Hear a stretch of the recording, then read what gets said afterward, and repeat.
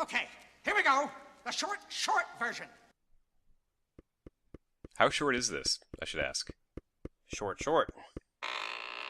I like short shorts. Alright, so we are getting life hearts because one-hit kills suck. So this isn't actually a game necessity, it's a player necessity.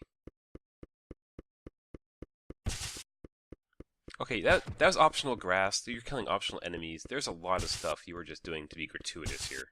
I'm taking a relatively direct path. Someone did ask me why I did take... Oh, hold on, wait. See that signpost? You didn't see it, did you see that signpost? I see it. It's not really there, it's a ghost. It's a signed ghost. You know why it's a ghost? Because when we come over here, if you'll remember, this is our beginning section. See that chest right there? Yeah. We were here originally, and we did not open that chest. That chest contains a signpost. You can see there's no signpost to the right of that chest, but there it is. So the game is just assuming that we opened that chest and released the signpost. So they're not just upgrading the graphics to take all the 2D things that were there and making them 3D. They really just made two different games they're running in parallel. Yeah, and the game does recognize that we didn't open the chest because we can walk through the signs and we can't actually interact with them. But on the same note, the signs are there because the game assumes that we unlock the chest. It's a really weird coding thing. I'm going to say a little playtesting would have gone a long way to the finished product. Right, there is an actual check for if you unlock the chest or not. But it apparently only counts towards whether you can interact with the signs, not whether the sign should be in the game. I'm going to say the bugs in this game are way more interesting than the gameplay itself. So this is what the world map looks like without Mode 7. Better. Directly overhead. A marked improvement. Yes. Most of the chests in the Mines of Moria here. Noria. Yes, whatever they're called. Are just puzzle. Like we're releasing our pressure plates, and we have our push puzzles and our flames and various dungeon type. Besides that, it's just cards and stars. So They're technically mechanics, but they don't have like an ongoing presence in the game. yeah. Well, bring the Red Wizards. Now we have to deal with the Red Wizards for the rest of the game. Again, a chest you would have rather skipped. Yes, but an optional one.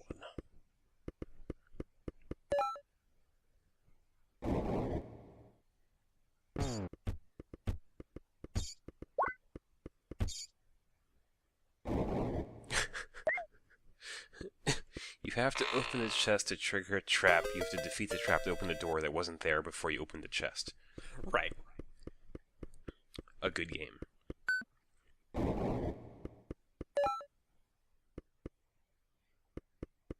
And it's weird because you can actually see the shadow of that skeleton before you get the chest that unlocks him.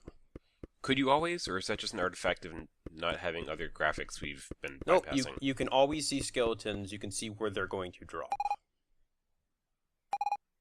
It'll actually, one of these trap rooms has a couple of skeletons that drop, and you can see the shadows as soon as you enter the room. Game does enjoy a rich lighting engine. I do skip through most of this stuff. We've seen it all before. This is the short version. There's a key, and here's where the key goes. There were bats in between. See that shadow? Oh, yeah. You'll see another one right there. So is he hanging out from an overhead light just to project that shadow before he drops on you? Apparently, yes. I wish Will could look up. That would be like mode 2. Some sort of first-person shooter mode. I'm almost surprised they didn't put it into this game. It's not really true to the genre, but it would be a game upgrade they could capture. It's not like they're really bothering to stay loyal to the material. It's inspired by the material.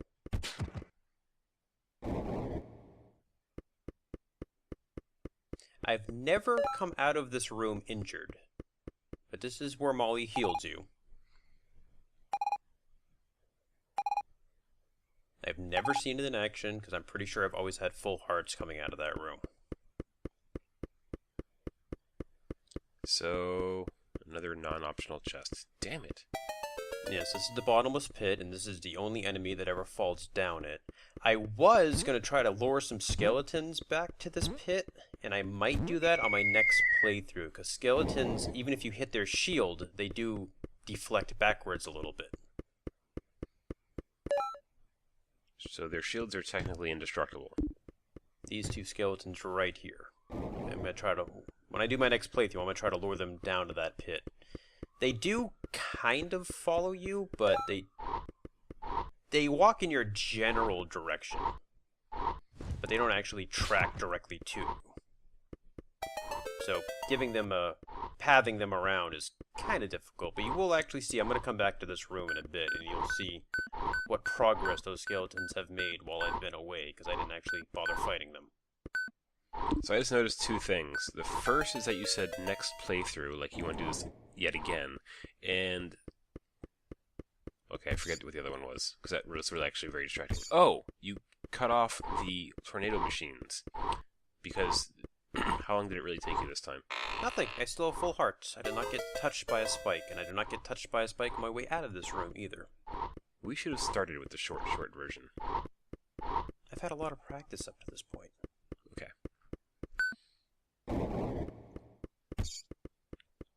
Now you're just showing off. Well, this is my third playthrough, and yes, it's going to take me 2 more playthroughs to get all of the footage that I need for what I'm planning. So I'm noticing everything looks sort of blocky, like there are sub-grids over the block texture of the floor. Was that there before? So, hold on. What you're going to notice right there is that pot. That pot is blocking our only path through the lava, and we cannot interact with the pots. Brick wall. We have to backtrack all the way to the absolute freaking beginning of the dungeon. And you see how many hits I took getting there. I lost almost half my life getting there. Those are our 2 skeletons. And I wanted to see if tornadoes can interact with them. So I did actually lure them down here. And sadly, no, tornadoes do not affect skeletons. Well, it makes sense. They're like... You have a big fleshy kite on your bones. The wind just passes right between their lattice. Yes. It actually doesn't make that much sense. No. So yes, we did have to backtrack. That was a chest that you can walk past, but you do have to actually open to continue with the game. Because you cannot continue without being able to break pots. So yeah, to answer your question, it seems one of the graphical upgrades is basically just there's a grid over the entire game once it goes 3D. And one of the graphical upgrades, one of the 3D upgrades, just basically removes that grid to make it... So they didn't actually program any additional graphics, they just got rid of the grid. It's sort of like a sub-pixel looking waffle. Okay. And in this room right here, this is one of the reasons I did not decide to play with 1 heart.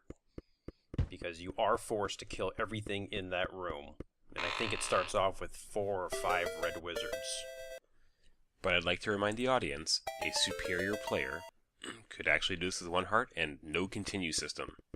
I do have to make it through that room with 1 heart for one of the playthroughs I'm planning. One of the playthroughs. Again, I'm concerned with this.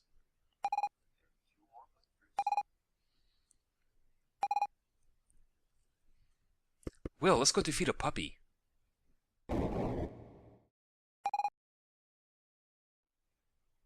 And we remember our friend, the evil shadow, who likes to throw his head into walls. He's never explained. Usually you know where your evil shadow alternate dimension self came from. Not this one. There just is one. Yeah, and you kind of wonder if he was here, at the beginning. Did he pop out after Will entered the dungeon? Or is he just been waiting here longer than Will's been alive? Maybe Will's his evil shadow. I mean, when we got the seed to grow up, did he grow up as well? If this were Final Fantasy based, it could be one of those light side, dark side things, and sometimes the dark has to overcome the light. And sadly, we do have to get the stupid butter knife before we're allowed to leave.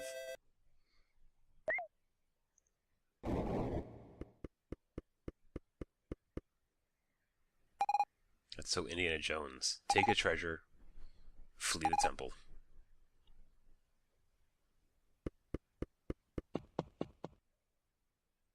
Yeah, you can see that grid pretty well over the green grass. You can see that grid over everything. This looks like old school Fallout. But I don't think the dialogue box has any of the grid in it. Why would it? Why wouldn't it? For the programming this game has.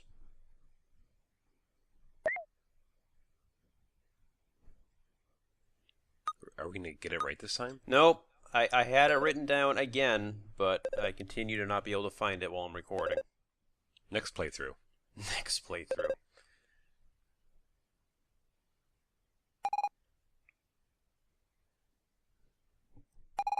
Molly only has one reaction. She jumps. It's hard to tell whether this is a programming limitation or she's just full of that childlike glee. Pretty sure it's Glee.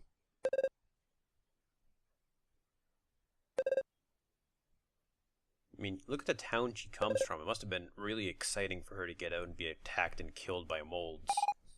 Uncle, you built a fine airship. Now, can you replace some of these windows? No.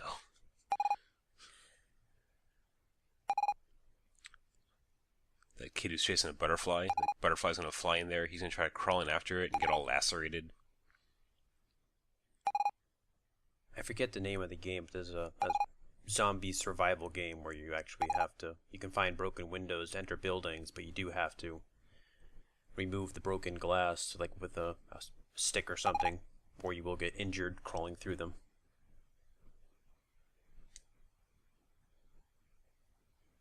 Evoland does not trouble itself with that level of realism.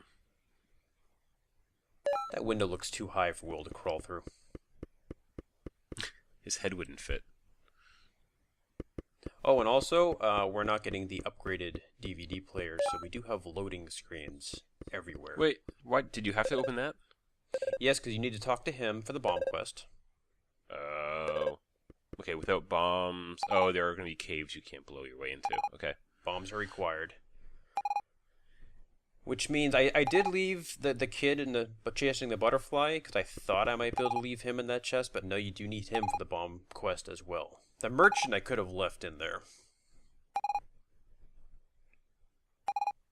I like to think the kid actually has a butterfly in his hand in the chest, and when you open it, you release them both. So you've actually started his endless, hopeless quest of recapturing his pet butterfly. Well, in the first town we went to, every NPC was in the same chest except for the innkeeper and the shopkeeper. I mean, this town, they have the kid in his own chest. They really wanted to seal him away. There's some Pandora's box level shit going on there. This is naturally the short version of the bomb quest, where I don't show you. I think every NPC you have to walk to, I think you have to go through at least 2 loading screens to get Now to. you've done it. I know, the restless child. I like when you talk to the kid, the butterfly hangs out. Like, okay, we'll give you a chance to catch up.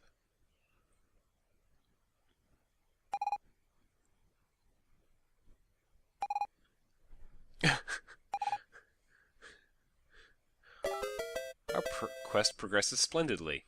I have spells, you have bombs.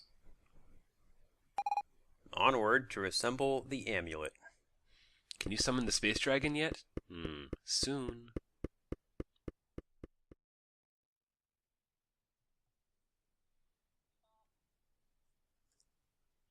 In the name of love.